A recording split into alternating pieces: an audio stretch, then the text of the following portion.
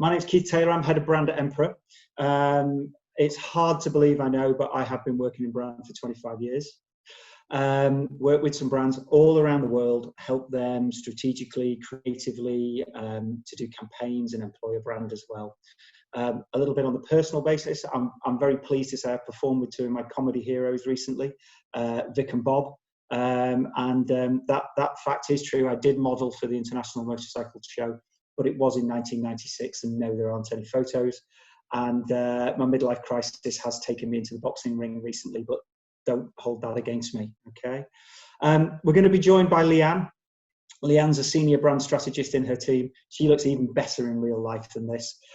Likewise, hard to believe, but she's done 18 years in brand as well, with some of the larger agencies. She's a great asset to the Emperor team. Leanne, her little secret is that she is the lead singer in a funk and soul band.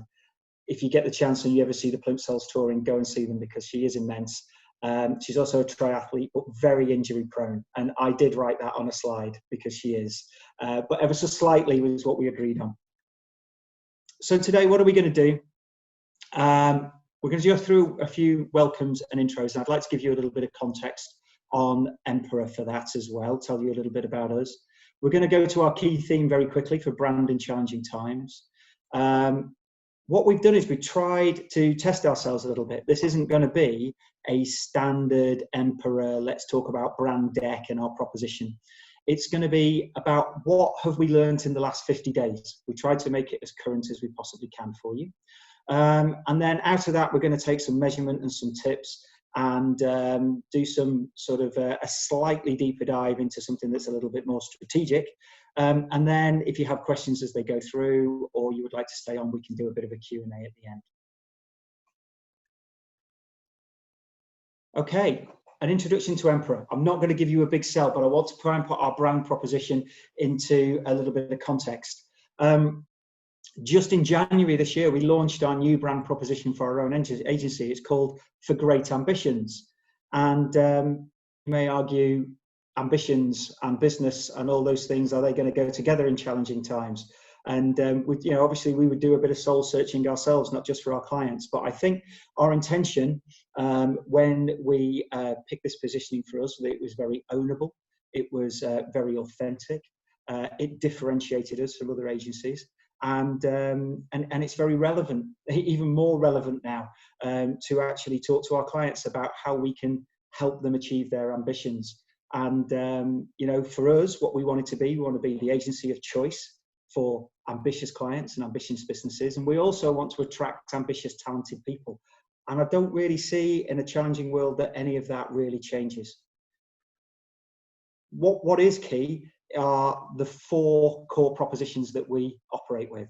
So if you would like a wider conversation, we have 4 key offers: brand, which we're talking about today, employee experience, sustainability, and reporting. We probably work with half of the FTSE 250 in terms of working with those kind of companies in helping their reporting needs. In January, we also became an employee-owned business. These things are all about timing, aren't they? But I do think that it gives Emperor a really unique view on the world right now as well, because actually I think employee ownership for us has been a fantastic thing. So not only are we one of the largest independent creative agencies in the UK, we were one of the first to become employee owned. And I think that's going to give us some strength in these challenging times. I mean, as an employee owned business, your employees have a greater voice in the running of the business, in the culture of the business. And I think that's going to be really important about sticking together and about getting that environment right. It also means that we are invested in our own growth and in the decisions that we make and in the activity of the business. And I think our unique structure is going to give us a clear advantage actually as we go forward, particularly with attraction and retention. Helen's on the call. She sits on our employee board. Hi, Helen.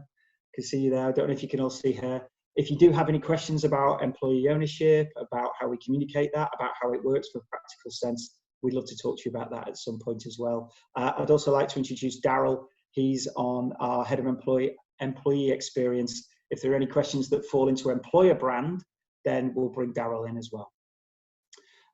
Last bit of information about us. We're number 8 in a series. So there have been 7 before. You may have joined some of those calls. If you have, I hope you enjoyed them. They're all available on video as well. So if you see something in that agenda or in any of Sarah's communications and you'd like to talk to any of our colleagues or have a look at some of the content that was discussed there, again, very welcome to do. Just keep in touch.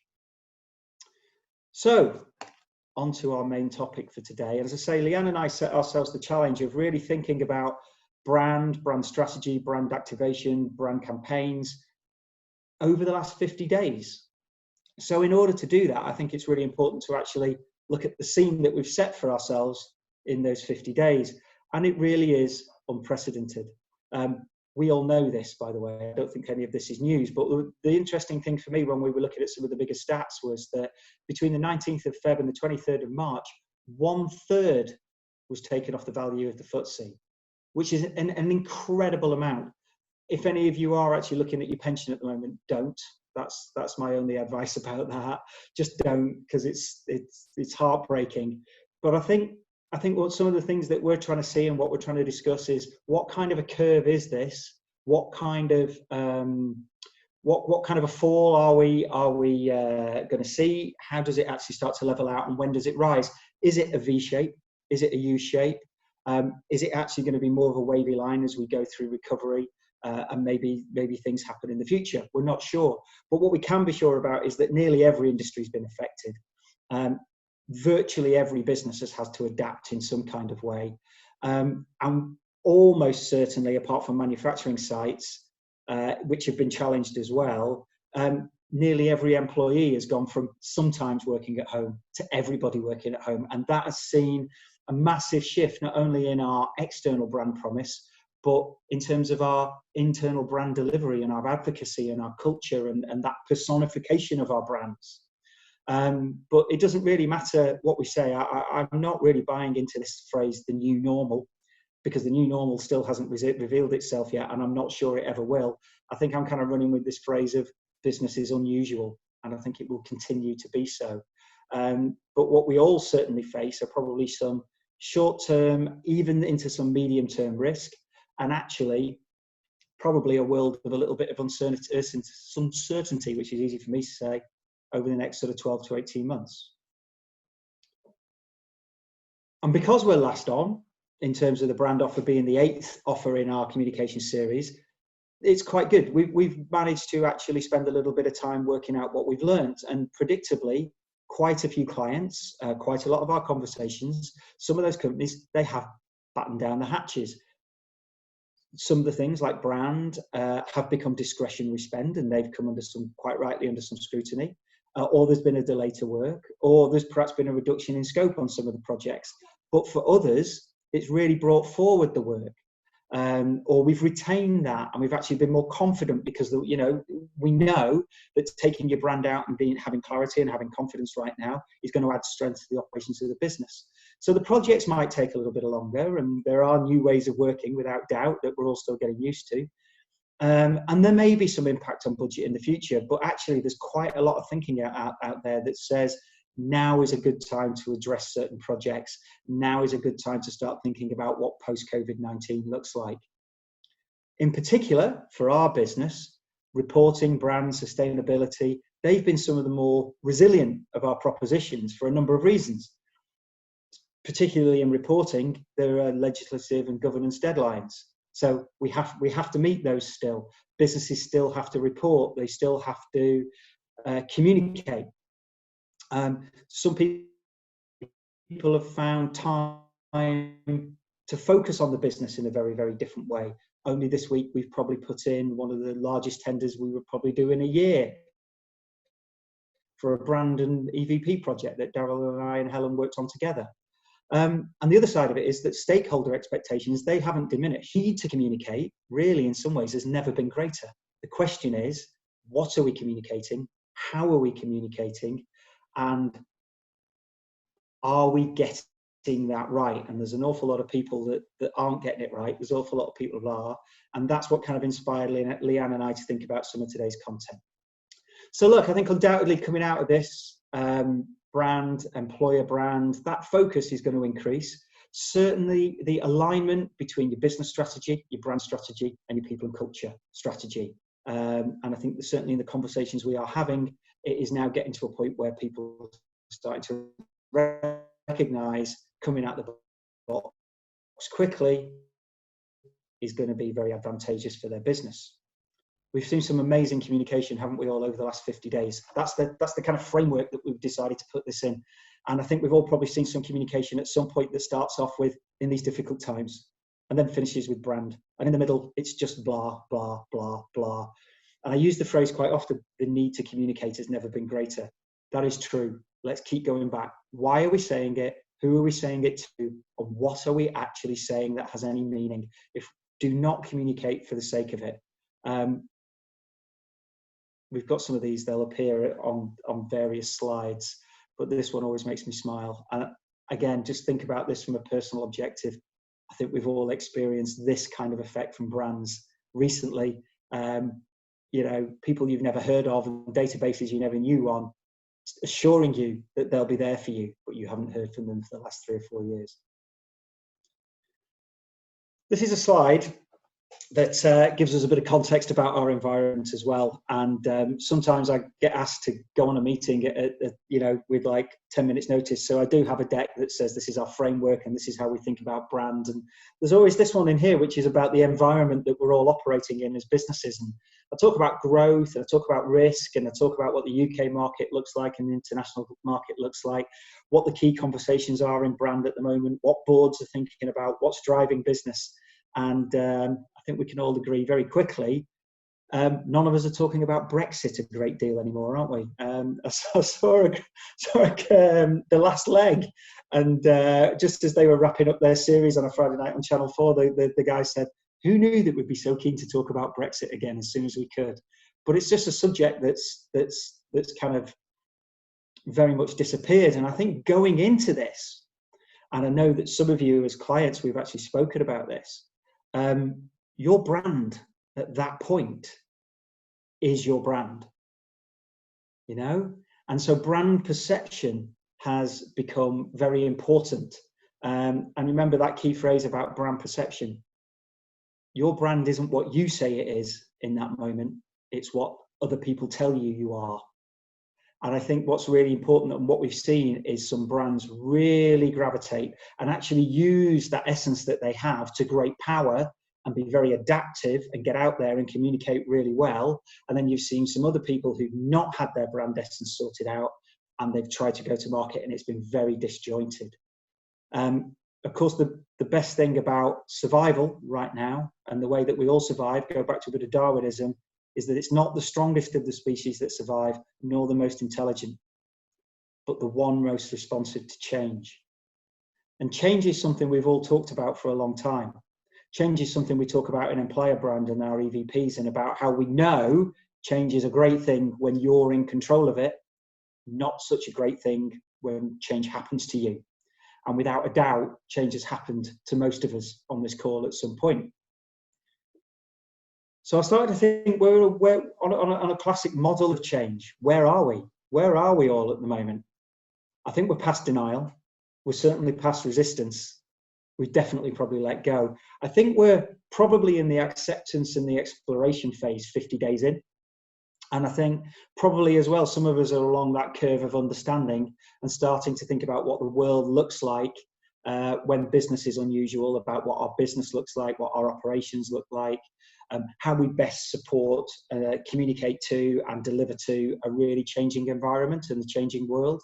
And I really do think that this exploration and this kind of understanding phase, I don't think we've ever seen a curve like it, because again, I'm going to come back to it, we are still talking about this 50-day period. And I think the other thing that's happened for us all is there's been some quite interesting blurred lines between the business that we all represent and your personal brand. And I think probably what's been really interesting is, and we talk about this, and you know, we're doing it right now, which is what's really interesting, is have you ever in some ways been further away from your customers and yet closer?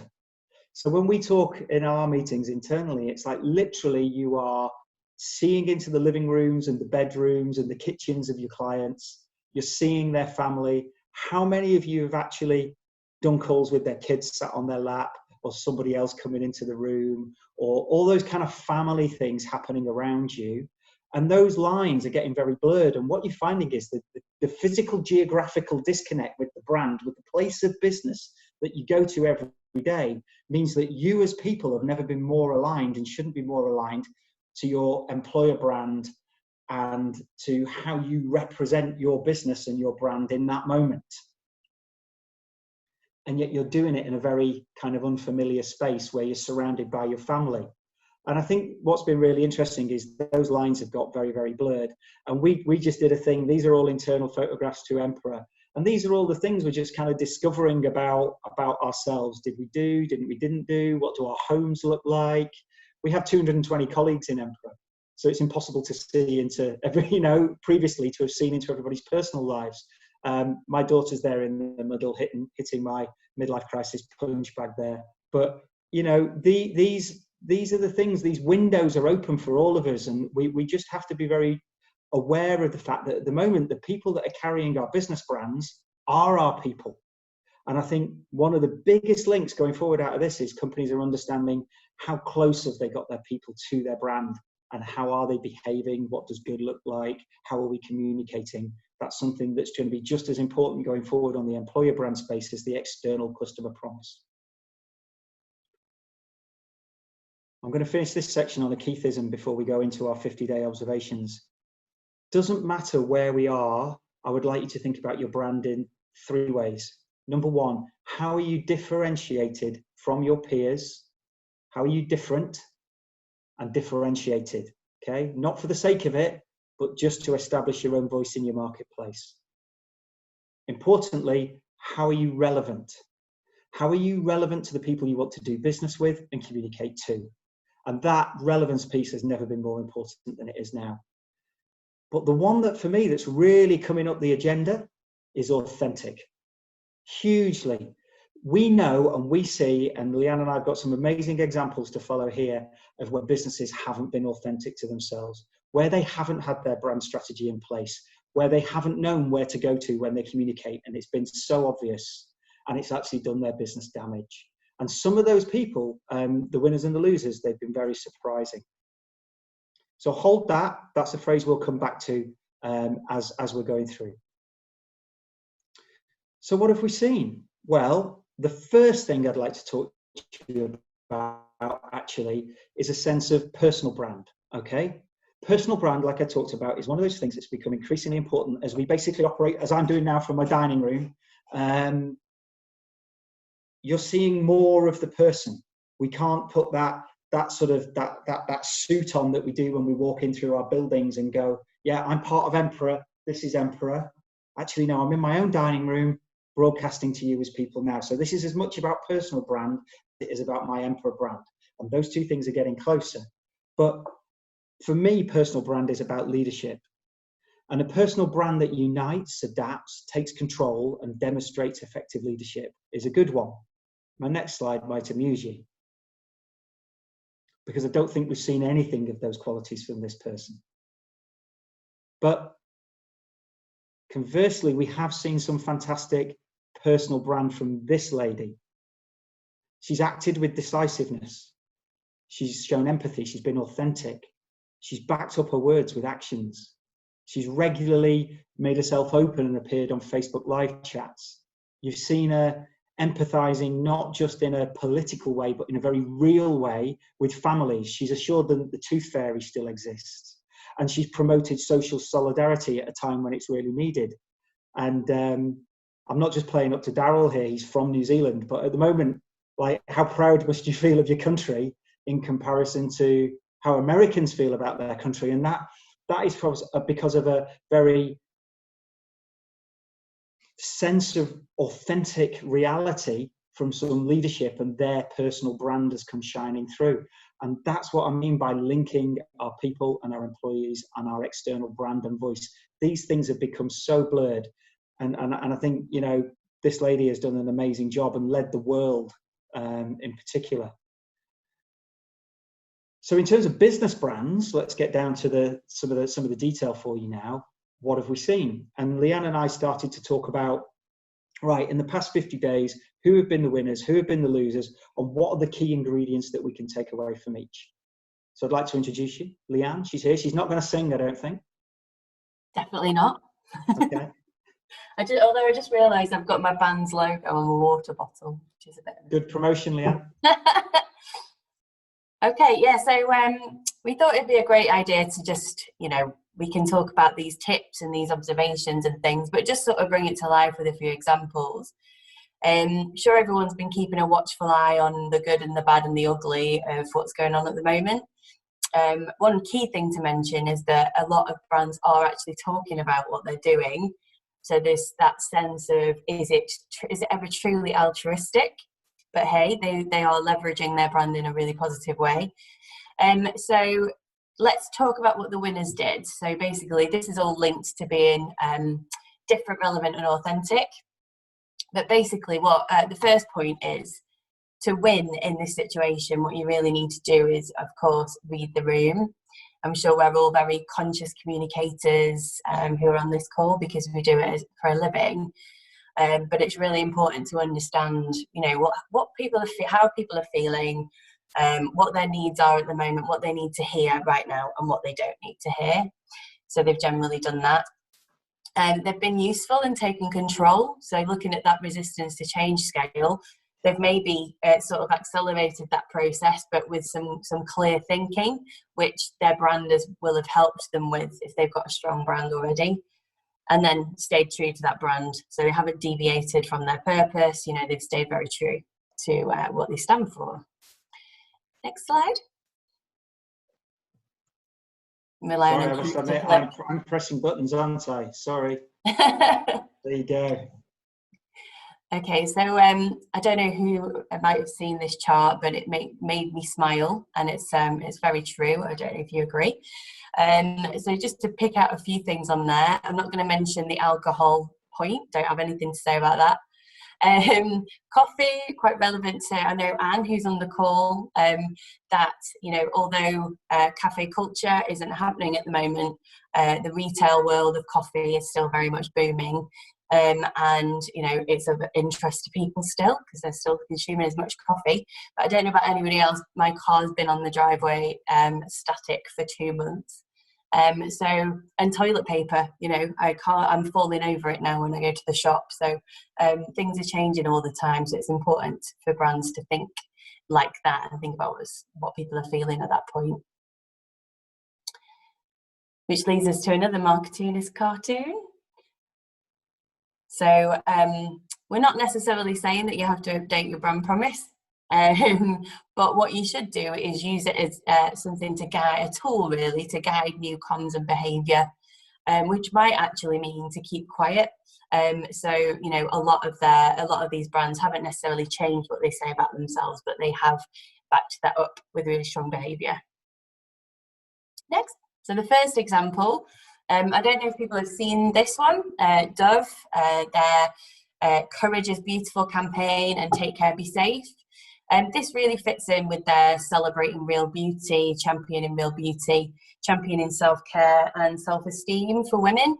Their campaign also features some men as well, actually, it's important to note. But actually they are backing up, it's not just advertising messages, they are actually supporting NHS workers with free products.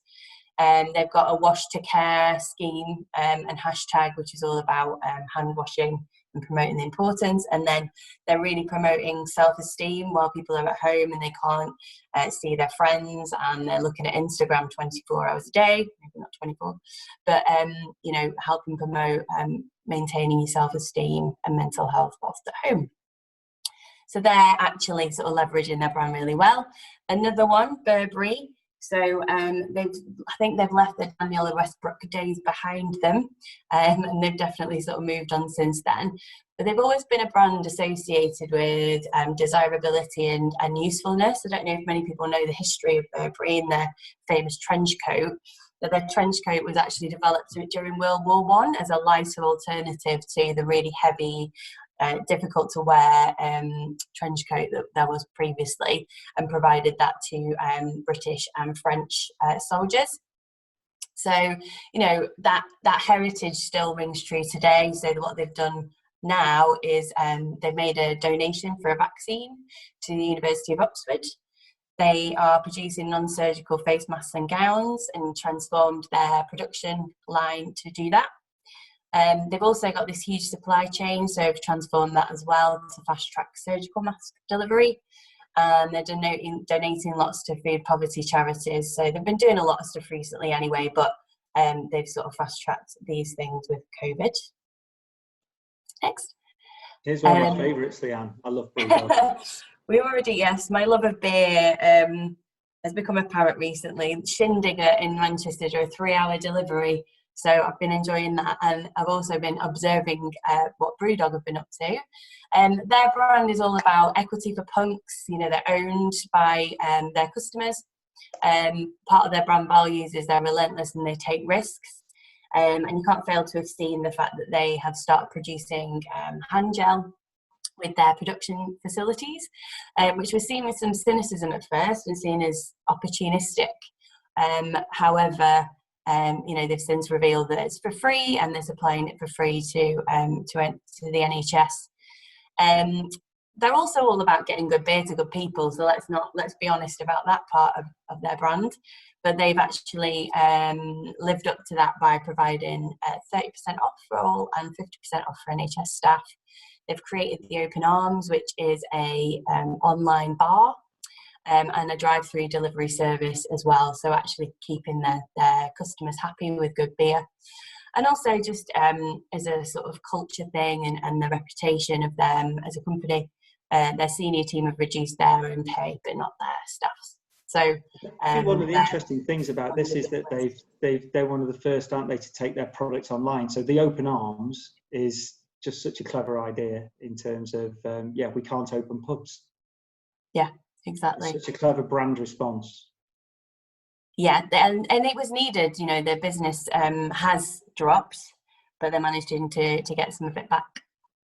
And then Nike, who, you know, we hold up as masters of brand and getting that right. But they've using the power of sport to by the coronavirus. We believe that if you have a body, you're an athlete. So it's about everyone. It's about reflecting their audience back at them and saying, you know, you're playing kitchens, you're playing bedrooms, please continue to play inside. So they're also using innovation to help and unite people. They're donating cash to local communities. And they're helping athletes to stay active with online games and sport and children. They've got a real focus on getting children, keeping children active during COVID. And then some others that are doing a good job, Admiral Insurance. So actually on a strategy group that I follow, a couple of people sent in a screen grab of an email they'd had from Admiral to say that they get all of their customers get £25 off their car insurance. By promising to stay at home, which I think is a really nice thing, and you know, sticks with their brand values and purpose of providing cheap car insurance or good value car insurance without compromising quality. Leanne are feeding the NHS with hot meals, so you know, one of many F&B brands really doing that. Travelodge are putting up NHS staff for free in 50 of their hotels near hospitals, etc. And Guinness are donating 1.5 million euros to local community projects and to bar staff who aren't able to work at the moment. So sadly, we move on to the losers, don't we? So we move on to the losers. Boo. So, you know, there's a lot of publicity, bad publicity and all that kind of thing. Some of this is, you know, just reflective of the public opinion out there and actually reflective of these brands' actions. You can't hide behind them, especially nowadays. So what they might have done is missed the timing. So they just missed it, got it completely wrong, or the tone at that time. They might have had a personality bypass, so actually forgotten about what they're all about, forgotten their purpose, forgotten their mission, and just hit the panic button is quite related to that, really, and not really thought anything through, and just sold at the wrong time or done the wrong thing at the wrong time. So we've just got a few examples. I'm sure you've all seen some. Oh, Richard. So Virgin, again, you know, a brand to kind of admire in terms of their personality, their entrepreneurialism, etc. But what they say and what they do isn't matching up at the moment. So they're saying heartfelt service, delightfully surprising, red hot and straight up. However, trying to get a UK bailout, haven't paid tax for 14 years in the UK, sued the NHS in Surrey. They'll argue that they didn't, but they did.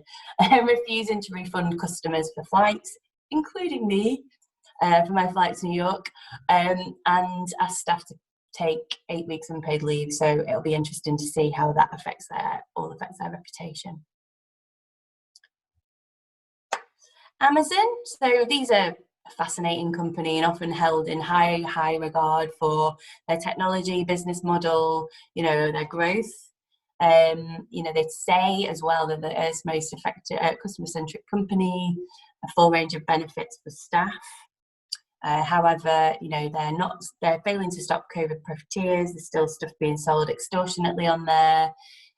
Things are being delivered late, and awful pay and working conditions, while Jeff Bezos adds $1 billion to his personal value. So, not great, but I think we all kind of think of Amazon as the company we'd love to hate, but we still buy from. So I wonder how that'll affect sales going forward. This is where I always liken them to a Death Star. You know, like if you in Star Wars you've got the Death Star, and I always think like that was an incredible piece of technology. Really, you know, you think about all the things it could actually do, and it was a slick machine, wasn't it? It was just not used for good. And I think Amazon are in danger of seriously falling into that territory, because it is an amazing piece of technology. It's very customer centric. Their breadth of offer is absolutely incredible, but their brand perception is really starting to fail due to their actions. You can buy diamonds on Amazon. Anyway, Coca-Cola. So these social distancing logos. It's more of a comms focused, design focused one, really. And a lot of companies have done this. So you might have seen the separated arches in McDonald's Brazil. Audi have done it with their rings, and Volkswagen did it as well. Whether it's, you know, just a piece of comms thrown out there, not really thought about, is kind of up for debate. But this one was particularly stand out because it was promoting a staying indoors message on a piece of outdoor. So it wasn't quite right for me, in my opinion, and I wonder how much difference it made. It might have made people smile, but whether it made people stay inside or buy more Coke, it's to be seen. And then Primark is one about, you know, failing to sort of react or think about the future from a brand point of view. You know, thinking about how you might need to diversify based on customer needs and market needs. So they were adamant, really, to not take the business online, and that's very much affected their income. So $700 million a month while the stores are closed is what they're losing. So yeah, if we failed to really think about what any potential wrecking ball might be. I mean, no one predicted this pandemic, but it's important really for brands to think about what that next wrecking ball might be, or that next opportunity, and be really prepared for it. And Primark definitely weren't. This next one we didn't know whether to put in, but we have, because it can be divisive. However, you know, it has been out there in the news quite publicly, and Liverpool Football Club were a favourite club of mine, not my favourite. Sheffield United is my club, but you know, always held in high regard, and football is quite an honourable sport, really, and they've affected their reputation by putting on a match after Spain was in partial lockdown with Atletico Madrid, and lots of people in Liverpool came down with COVID as a result. They applied for the furlough scheme for their staff, even though their majority shareholder is worth 2.5 billion. And other clubs have commented that they don't see that behaviour as being quite right or honourable. So yeah, be interesting to see how their reputation's been affected. And what we're seeing here in brands is not just is really making that alignment between what you say and what you do. And I think you know, there's many sort of small ingredients of brand that are actually sort of creating this greater being. But yeah, I as a Man United fan, I don't want to, you know, say that we put Liverpool out there to hold. We have our own crosses to bear as well. But football in particular, I don't think is going to come out of this particularly well. Even as an industry, you know, the amount of pay the players get, the amount of money involved in it, and their commerciality over probably trying to finish a season when it maybe not be the right thing to do.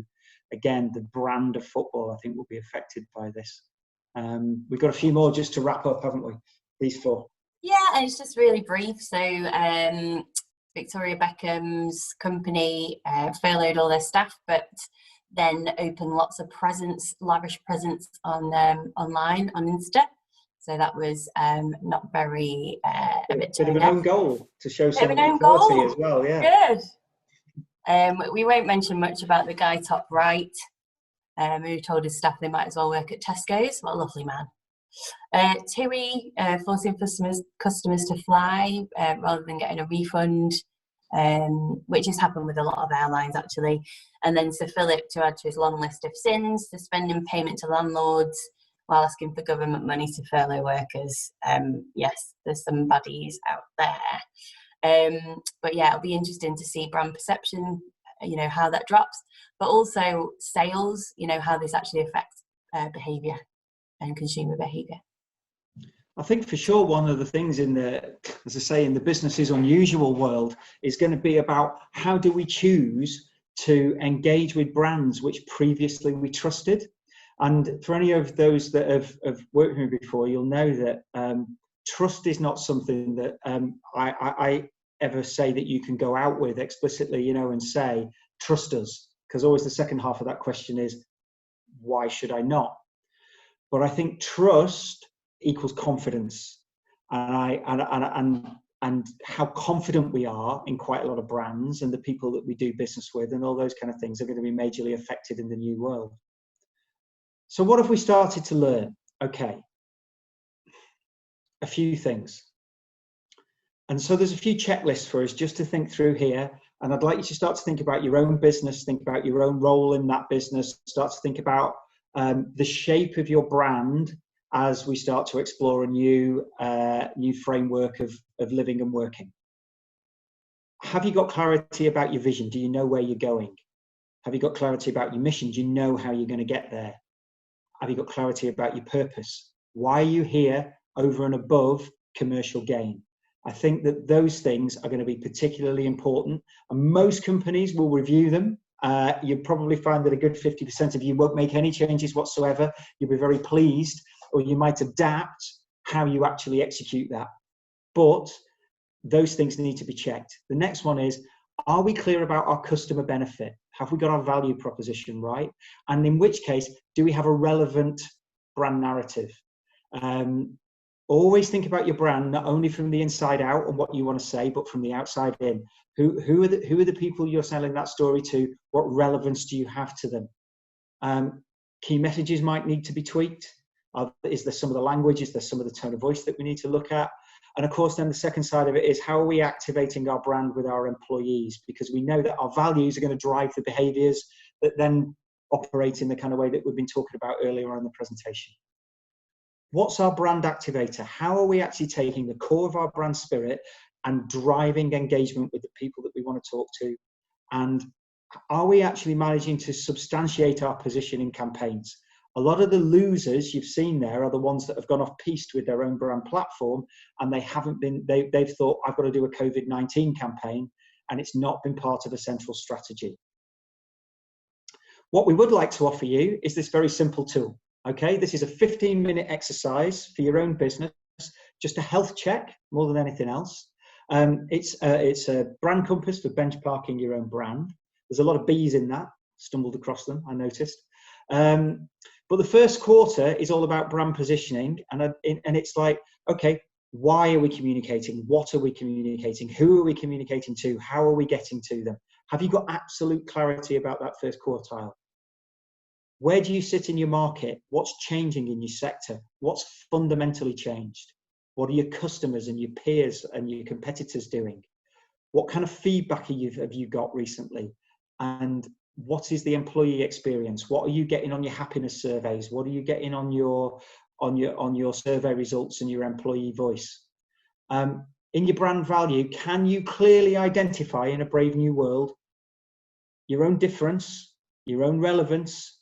Are you clear about your authenticity? Can you back it up with moments of truth? Have you got those stories straight in your own mind? Are you ready to go to market?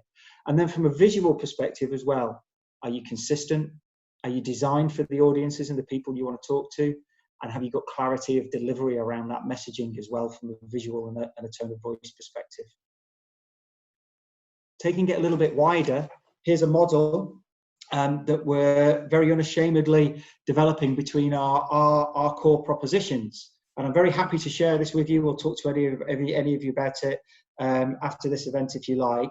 But it's defining your corporate narrative. Your corporate narrative doesn't just sit with brand, okay? Your corporate narrative is made up of how you report, your finances, your operations. It's made up of your brand strategy, your people and culture strategy, about your ESG strategy. And it's made up of lots of things, because all of this is information that's leaving your business, going to very different stakeholders and audiences. So at the top of that, I'm going to come back to vision, mission, and purpose. We spoke about that earlier. That's all in the why of your brand. The how you activate your brand is in your business strategy, your brand strategy, your people strategy, your ESG. What do we articulate is different things. We articulate different things to customers than we do to employees. We also talk about our financial performance in different ways. And there are lots of social and economic factors that actually wrap up what we talk about in terms of a new brave world. Climate change, for example, is becoming far more central to brands at a pace that we never thought that we could ever really see. And of course, who are we communicating to? We've got regulators now, we've got investors, we've got the wider communities. No, even B2B businesses, this is really, really important stuff. And at this point, we've not even started to talk about where we communicate, whether it's digital, whether it's live, it's experiential, whether it's in advertising, in direct mail, in social media, or dropping through someone's door, or how we're experiencing it in terms of our customer, employee experience, sorry. So if any of you would like to talk about a corporate narrative, which is a little bit wider than brand, please come back and have a chat to us about this. So we're getting to the end, you'll be pleased to see. I'm looking at the time, it's 10:02. We might have 5 minutes for some questions if you like. Top tips, what are the 6 things that we could take away from the things that we've all learned about brand in the last 50 days? The number 1 is ask yourself why. Why am I communicating this? Why am I doing it now? And why should people want to hear from us? Tick all those boxes, communicate with clarity and with confidence. Don't tick those boxes, take a step back, really think about it. Mind the gap. One of the biggest things Leanne found in her research and what she presented you was there's a huge difference between saying you'll do something and doing it. Make sure that your communications and your actions are actually aligned. Always add value. In any communication, add value. Yes, the need to communicate has never been greater, but what are you communicating? Make sure you've differentiated yourself, that you're entirely relevant, and you're completely authentic to something that your people can back up from their own bedrooms. Review and reset. We put some simple frameworks and some models there together that perhaps help you think about that. Review. It doesn't mean you've got it all wrong. I suspect that many of you got it right. But just review. It makes sense. The whole world has changed out there, and those who are going to survive and thrive are the ones that are going to adapt. Take a review, use some of the models, talk to us if you would like some help. Is your brand fit for purpose in the new world? And really think about brand advocacy. The greatest advocates you actually have for your brand are, yes, your customers, but they're fickle. They're all fickle. It's your employees. If your employees have trust and faith and belief and give out the right behaviors and communicate in the right way, you've got advocacy. And they will help take your brand to market in ways that sometimes customers can't do. And the final one is go easy, okay? Lots of the people who didn't get that right were literally trying too hard. Have faith in the good work that you've done. Have faith in the good people that you employ. Have faith in the good relationships that you've built before all this happened. If we've behaved in the right way, if we've conducted ourselves in the right way, we've presented ourselves in the right way, that's your brand equity. That's what you've built up. Have faith in it. Go easy on yourself. Don't push against the wall too hard. We've made it. 51 minutes on the nose. Does anybody have any questions? I'm happy if you'd like to open up the mics, or if anybody has a question, we can probably field it between you. Or if anybody'd like to send one on a chat if you don't want to do it.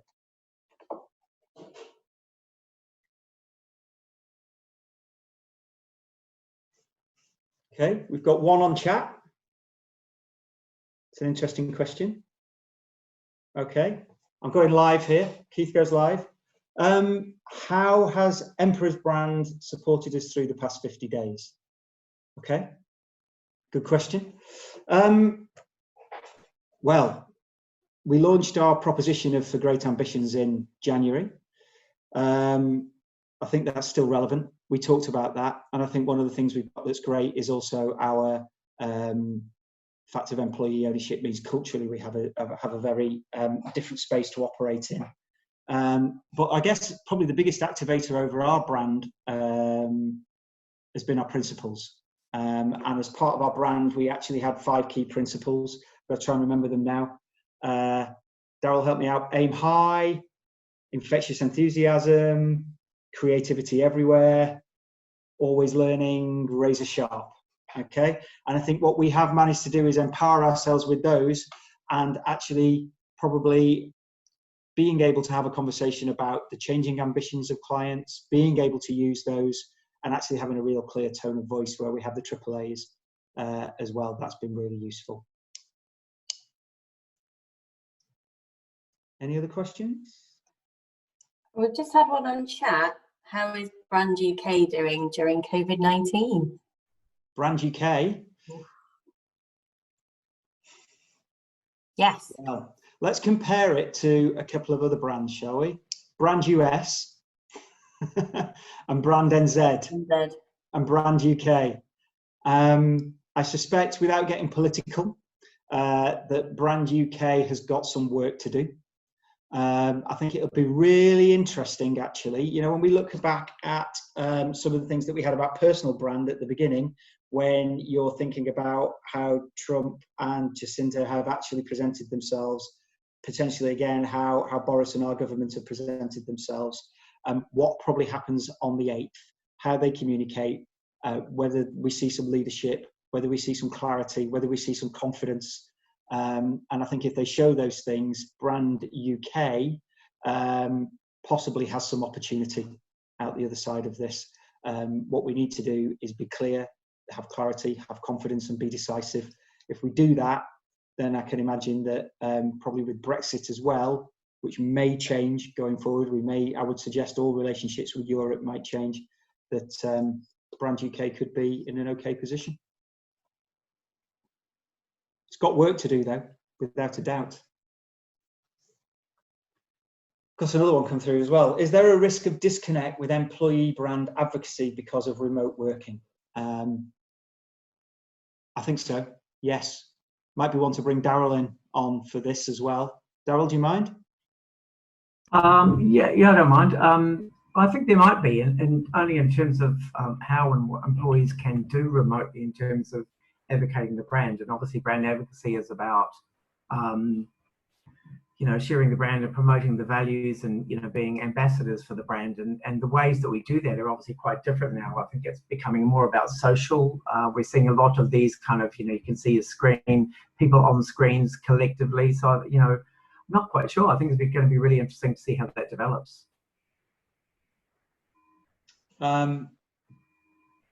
Here we go. There's one more come through. Are we seeing more brands bringing sustainability closer to the heart of their purpose in an effort to pivot to a green recovery? I think absolutely. I think one of the probably biggest changes you will see in brand thinking coming forward is the acceleration on the agenda of sustainability, ESG, environmental. It's almost been a test case, this, hasn't it? Because if you look at things like, there are reports to say that the ozone layer is starting to repair itself, that our pollution levels have absolutely plummeted, that we've all started to live greener and closer and use our local economies, and that sense of community has come back in as well. And I think it would be a real shame to lose that at the other side of this. But I think bringing sustainability is going to be actually essential into brand thinking, as opposed to a little bit of a nice to have. Dee, there's been a change, hasn't there, anyway, because of some legislation in terms of the way that listed companies report against specific sustainability targets, and we've seen that as practitioners really change brand thinking and employee thinking probably over the last 12 months. But I think that this period of 50 days has accelerated that at a rate. I think if you ask yourself the question in your own brand review, how are we sustainable? And I mean that in terms of a commercial function, how are we sustainable? But also, how are we sustainable for the planet and for our customers? And what kind of a sustainable business do we have going forward? They're going to be big proof points in our brand platforms, without a doubt. And on that question, authenticity versus greenwashing with little follow through is going to be a fine balance. Absolutely correct. Yes. And I think just legislation doesn't necessarily drive great practice. Sometimes it drives compliance or the bare minimum. And yeah, I mean, we've just gone through, we'd see it quite a lot. Purpose washing has been the recent one. Oh, we must have a purpose, but then purpose has to actually be living by and drive your business. And I think, yeah, there may be a case of greenwashing, but I think probably you will find one of the biggest influences over whether companies really take it on board or not is customer behavior. And if customers demand it and consumers demand it, that's going to make the biggest change, more than policy and legislation. Anything else? Okay. Thank you for your time, everybody. I hope you've received some value from it. This is available as a download. You can listen to it again if you'd like to pass it on to any of your colleagues. If any of you would like to talk to us, we'd love to hear from you. It only remains to say, stay safe, keep well, and take care. Thank you for listening.